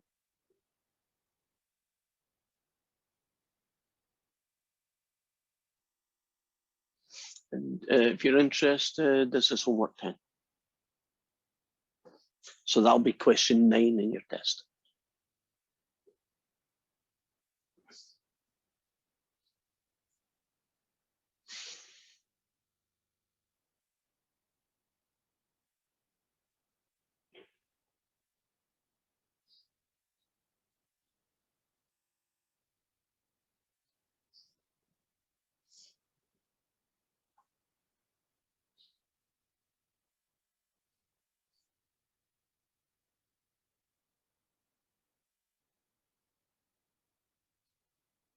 Okay. Here is an example of a rational equation. All that means is that there's a fraction in it. So in this case, it's not a big fraction, it's just 3. Now, the strategy for solving these kinds of equations is to multiply both sides by a magic number. Well,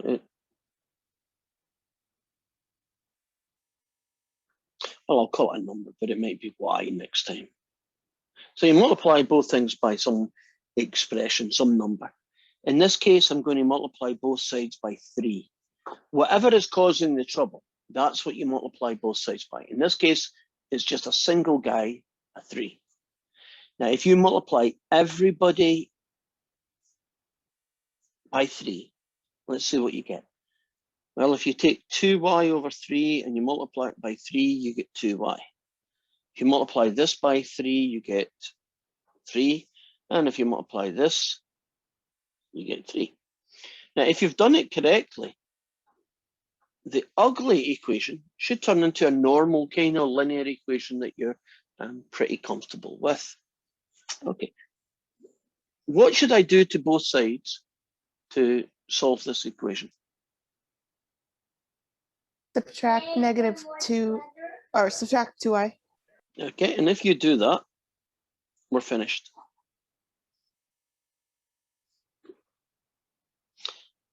How about 4x over 5 plus 3 over 2 equals x over 2. Now we need to multiply both sides by a number. What we've got here, however, are two numbers, 5 and a 2. So the number that we choose to multiply has to take care of the 5s and at the same time take care of the 2s. So what's this magic number going to be in this question? 2 for the 4x over 5 and then 5 for the 3x or 3 over x. Right. You're not allowed to mix and match. You can only use one number. So it has to be a single number that takes care of both.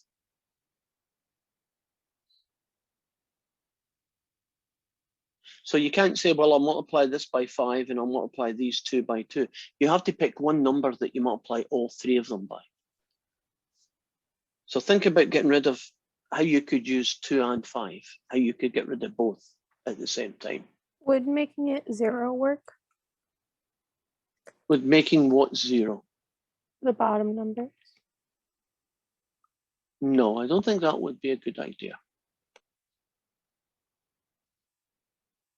A few seconds and I'll tell you. Maybe it's just the way I'm phrasing it, and it is late on in the day, so not everyone's, including my brain, is fully functional. The magic number is 10. So wait, that's what I was trying to say. Like, so you would get then I 5 agree times with you 2 there. and then the 2 times 5 to get 10. Yes, I agree with you. I didn't know that's what you meant. That's what I was trying to say. But that's fine. If you do this one, right, you end up with 8x. Right, say that again. If you multiply this guy by 10, can you see that you get 2 times 4, you get 8x? If you multiply this fraction by 10, can you trust me, you get 15? And if you multiply this fraction by 10, you get 5x. Are we all comfortable with the magic 10? Basically, 5 times 2 will be the magic number. And then multiply all 3 of them. And now you've got no more fractions. Okay, what should I do to both sides to try and solve this equation? Subtract 8x. Okay, that works for me. It's a bit messy, but that's fine. Nothing wrong with messy. And what should I do to both sides now to find x?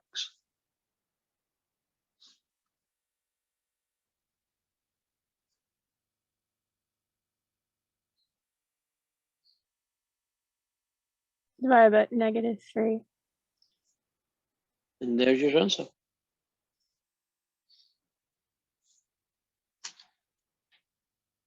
Okay, let's look at. Choose 10. The reason I chose 10 is I want to get rid of 5s, so 5 would do that. And I want to get rid of 2s, so 2 would do that. But I want to get rid of both of them, so I need 10. So if you multiply this by 10, the fraction goes away. If you multiply this by 10, the fraction goes away.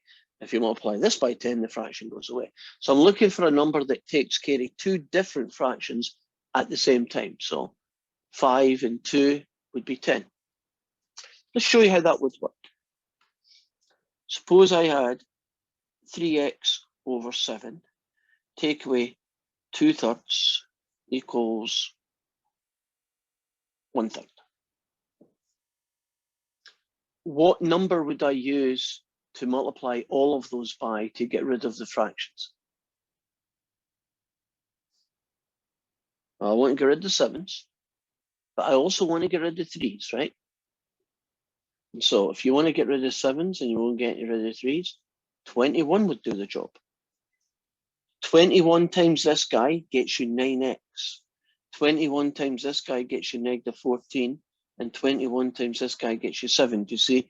We now have got rid of the fractions.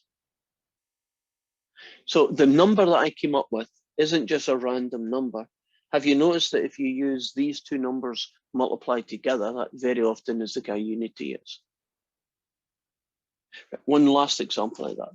Suppose I had x over 2 plus x over 3 equals 1/4. What number would I be multiplying all these guys by? Because it has to be the same number. What would take care of 2, 3, and 4s? Well, 12 would work. And so would 24. And so would 36. And so would lots of numbers. If you multiply these three together, you get 24. But 12 would also do the job. It's okay to use 12. I like 12. But if you're really stuck, can't you just multiply them together and you know that's always going to work? And if I did 24, I would get 12x, 8x equals 6. And I could solve that equation.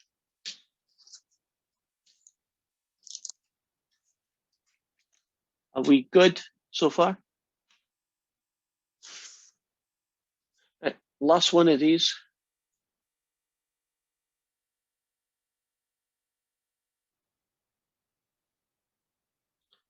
Five x add 1, x add 5, plus x minus 5, x add 5, equals 4. Now, you might be tempted to use this technique because there are fractions here.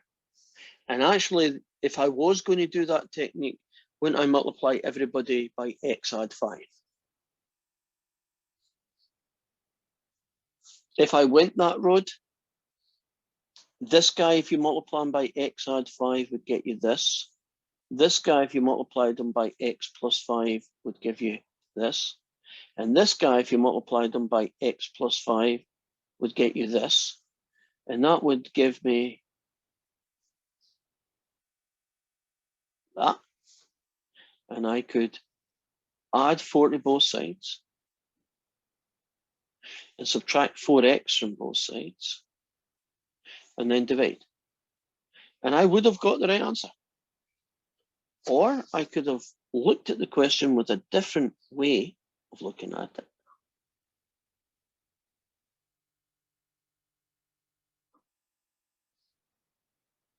And did you notice that these actually are the same? So couldn't I just add these together?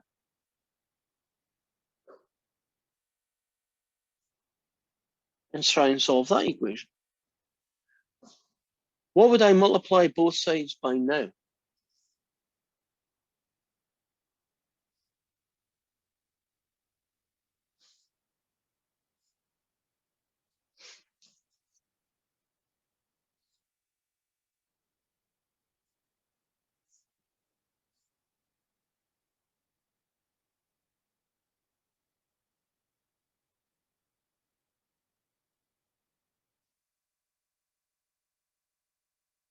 That's what we did here.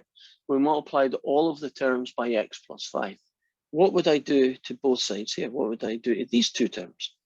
I would multiply them by what?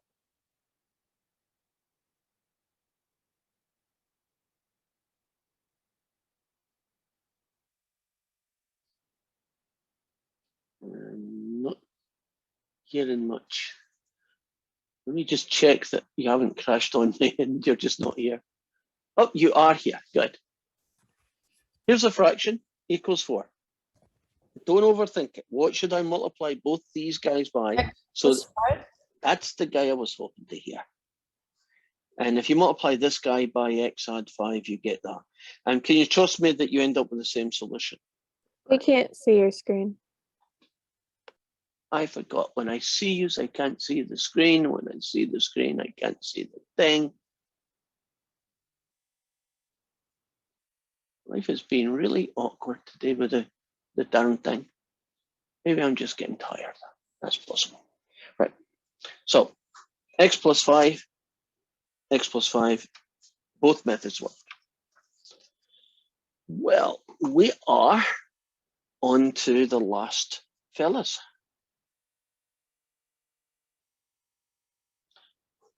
Didn't think I would get there. Our last topic.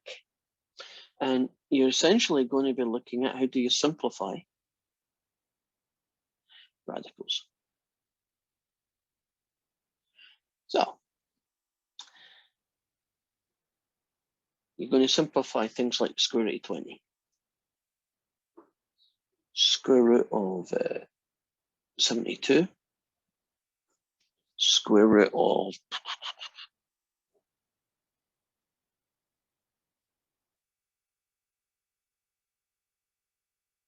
square root of 75. Now, if it's square roots, the way that you simplify them is that you rewrite the numbers as two things multiplied together, and one of those numbers has to be a perfect square. So over here, I'll remind you who all the perfect squares are.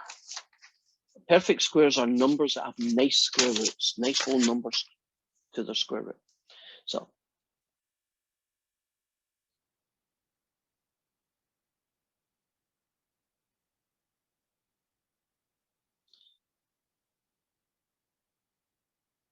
there are all the nice numbers. This is the number. And next to it, I'll put what the square root would be equal to. Now, normally I would write the whole thing, but I'm just going to write what the square root is.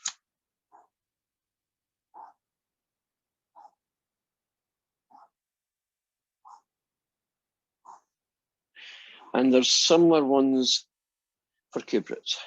Now, so you take 20. You have to use two numbers. One must come from this list and the other's whatever you get left. And they aren't allowed to be fractions or anything weird. So how could I rewrite 20 using one of these numbers? 5 and 4. Right, great. And then you split it as the square root of 4 times the square root of 5. And the square root of 4 gets you 2. And that's the answer. Okay, 76. How are we going to split 76? 72, sorry. Yeah. You were breaking up. What did you say? Oh, I was just saying it was 72. Okay, 72. So how would we split 72? What one of these numbers would I use to get 72? 36. Yeah. So 36 times 2 becomes the square root of 36 times the square root of 2, and you're finished. Right, what about the square root of 75 then? Which one of these numbers would I use for 75? Can only come from this list.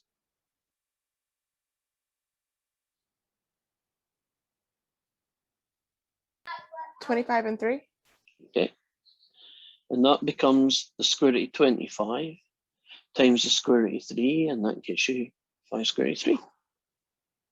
So that's how you simplify single numbers, right? Now, if somebody gives you a stupid question like the square root of 41, the answer is you can't do anything, so the answer is just the square root of 41. That would only happen in the homework. I wouldn't do that in the test. Now, how about fractions?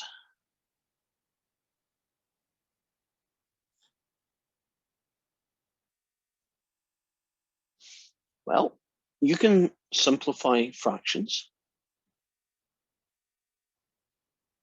by separating the square roots. And the square root of 9 is 3, and the square root of 25 is 5, and there's your answer.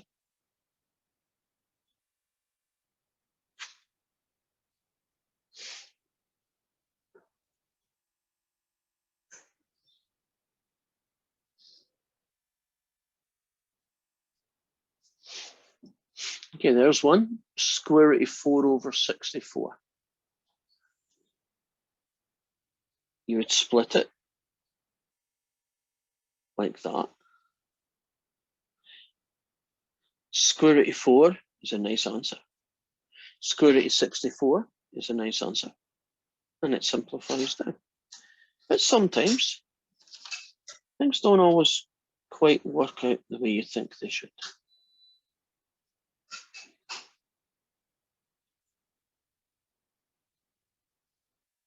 It's by choice. Try again.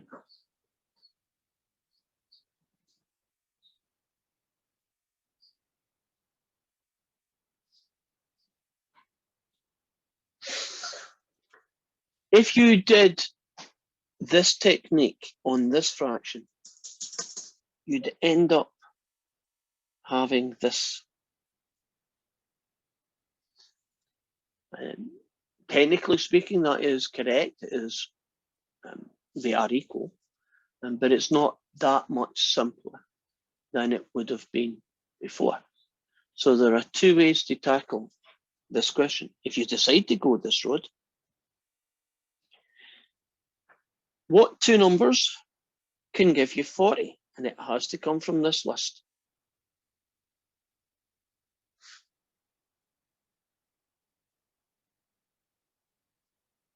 4 and 10. Okay.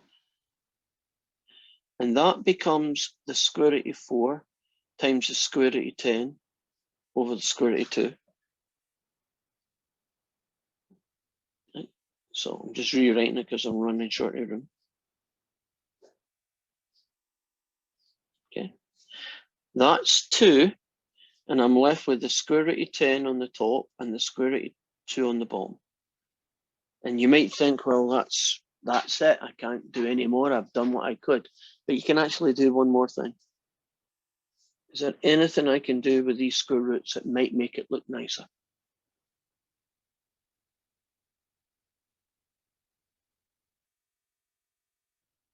I have a quick question. At what point do you stop putting the square root? I'm not sure. Well, I'm being honest. You know, when do I know the question's finished? Is that what you're saying? So for like the one where it's square root 9 over 25 Mhm. and it equals out to 3 over 5. Mhm. But then for the other one, square root of 2, you still keep the square root of 2. The other one. Oh, this one here? Yeah. You break it apart the best you can, and if things come out nice, then you're finished, and if things are left over, they're left over. You just keep going till you can go no further. So that sometimes means the answer doesn't have square roots, and it sometimes means it does. I know that I'm finished here because there's nothing else I can do. Right? I can't do anything with square root of 2. It's kind of the end of the line. But let's look at this one. I got this far, and I'm saying, well, maybe I'm at the end of the line. Maybe that's the answer. But it isn't. I know I can do better.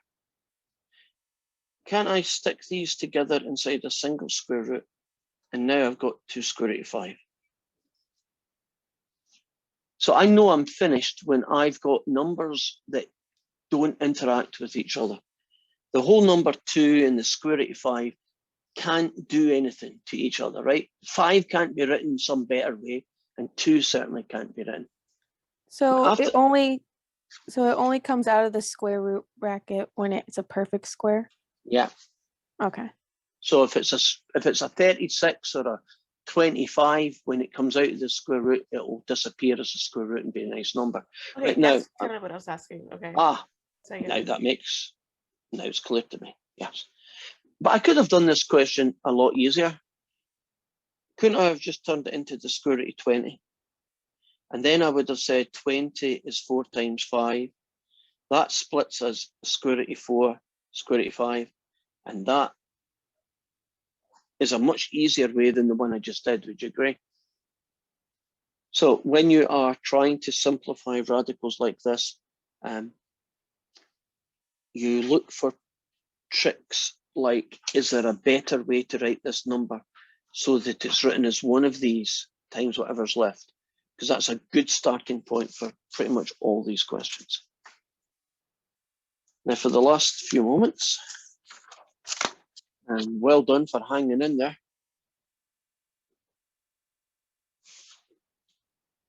Let's look at powers.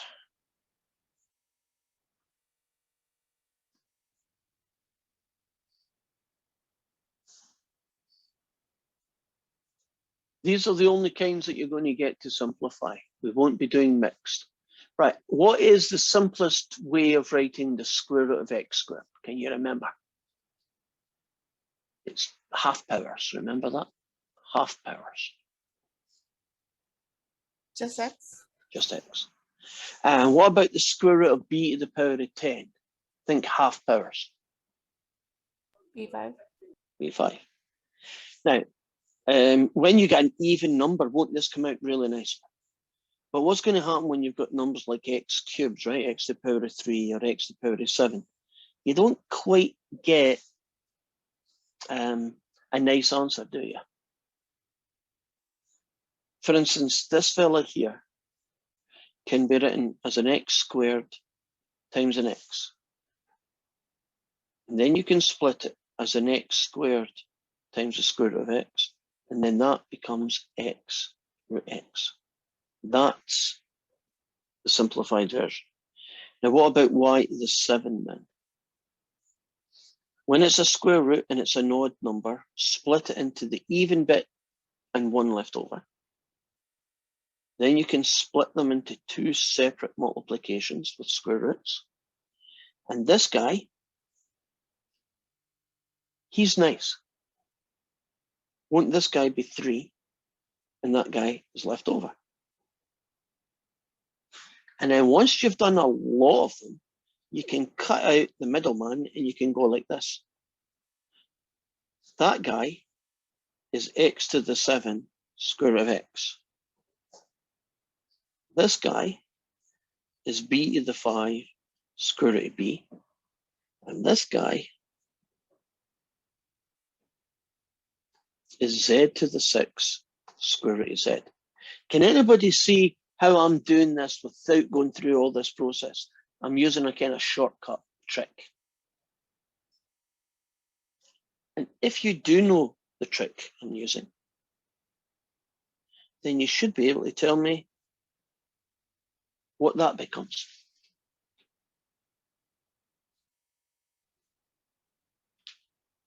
Square root of x to the 15 becomes a complete x to the 7 and 1 left over. A 13 becomes a z to the 6 and 1 left over. And 11 becomes a b to the 5 and 1 left over. What was a 17th power get you? B to the 8th. And B. a square root of b left over. When it's even, don't you just half the power and you've got the answer? And when it's odd, you try and half the power and you get 7, but there's a bit left over. Half this is 6 and a bit left over. Half of this is 5 and a bit left over. And half of this is 8 and a bit left over. And if you can remember that, it is a lot easier than having to write all this down each time, I would say.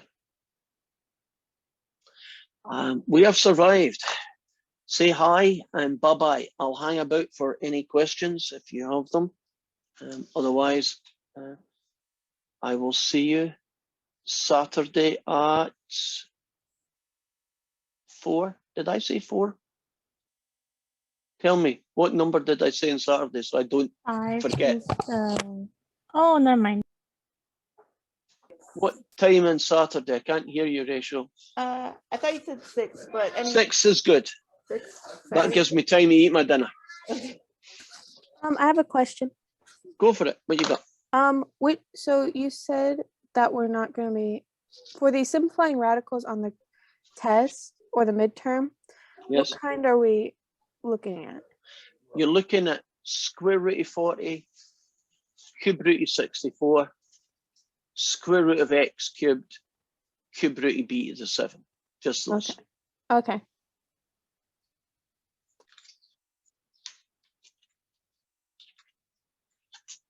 I guess that is it. I'll see you at 6. Rachel, I am going, so if you have a question, this is your chance. Otherwise, I'll see you maybe on Saturday.